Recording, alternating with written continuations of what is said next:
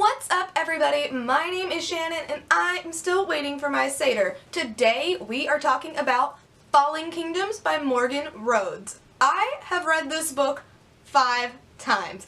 And I've read this book 5 times because there's so many things that happen that honestly, I reread it and I'm just like, oh my god, I totally forgot about that thing. Or like, oh my god, I totally didn't catch that the first time. And I get something new from it every time. Of course, that also means that anytime I get a new book in the series, I kind of have to go back and reread them, which is what I'm doing now, but hey, at least I like them. Falling Kingdoms is set in the mythical world of Matika, which is an island. It's made up of 3 countries, Limros, Pelsia, and Aranos. It follows 4 equally unique characters as we see one kingdom sort of plot to take over the rest. And what I like about it is that it's complete fantasy because, you know, it's about basically magic, like through the 4 elements and all that fun stuff. There's princesses and all that.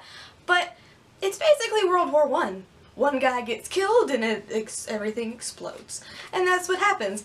I'm not even giving any spoilers away when I tell you that in the first chapter, guy kills dude and everything explodes. The shit just hits the fan and we end up with a whole series of books where everything crazy is happening. The characters that we get to follow, I really like. And one of the things that I like about them is that as I've read the books, my preferences for the characters has shifted. At first, I really liked Lucia, and I even liked Magnus, but that's probably because in this first book, I ship incest so hard. They're brother and sister, but not really, so I shipped it so hard, but my dreams got shattered.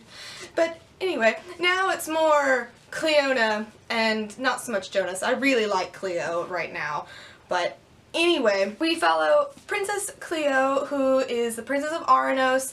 She's very, carefree, and she's not going to be queen because her older sister is going to be on the throne, and she just doesn't have any responsibilities until her sister falls ill. And if her sister dies, that means she's going to be queen. And all of a sudden, she's now betrothed to her friend, Aaron, who's the one who killed the boy in the beginning. So she doesn't really like him much, but he holds secrets over her, so she kind of has to go along with it. We also have Jonas, who's the brother of the boy killed in the beginning, and he wants revenge. That's what he wants. He's gonna, take his angers out on Aranos. He's like, these people are spoiled, they have everything, we just need to take everything from them. So he goes to the chief of Pelsia, Chief Basilius, and is like, war, let's do it. He's like, oh, my dear friend, we are already going to have war because the king of Limros, King Gaius, the king of blood, has already decided that you have seen an injustice and we are going to take it from the Uranians. But King Gaius doesn't care about justice. He saw this as his opportunity to take the entire island, and that's just what he's gonna do. Magnus and Lucia are his children, and no, they're not related, but they think that they are, and that's what makes it incest, even though I shipped it so hard. Lucia was adopted by them because she was prophesized to be the next great sorceress and has all this magic within her. So King Gaius had her stolen and took her in because he wants to harness her power and use it for his own gain. Would you write, would you call back, baby?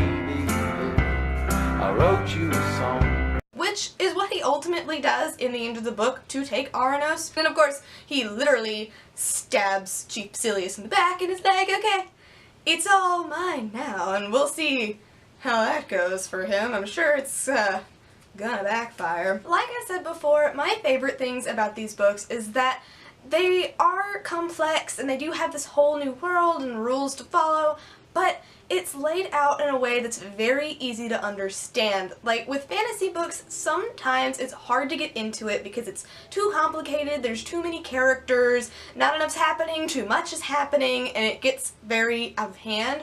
But with Falling Kingdoms, there's a really good balance, and I feel like it's just much easier to take in, and it's a lot easier to get immersed in the story, especially when you can understand what's going on. As the books have progressed, I have kind of dropped off with my interest, but that's mostly because I don't like the direction that some of the characters have gone in, but I haven't started the 4th one yet, so my views might change. I guess we'll see. Like I said, I have read this book 5 times. My rating has always stayed 5 stars because it's very, very good. If you like fantasy, definitely give Falling Kingdoms a look. So, as you guys know, I am currently listening to Stars Above, and I'm very happy with it. The first 3 stories I wasn't super into. I kind of feel like that stuff was implied. You didn't really need it. I did like meeting some characters that we'd only ever, heard about. But, I don't know, once I got to As the Sunshine Passes By, I literally, I was tearing up. I don't know why, but that story just really got to me. It probably had everything to do with the narrator sounding like she was crying when she was singing that song, and I just, tore my heart out. And the little android, oh my god, it's so creative, and I just have to calm down, because we're going to talk about that next time. That's everything I got for you today, guys. I'll see you on Friday. Bye!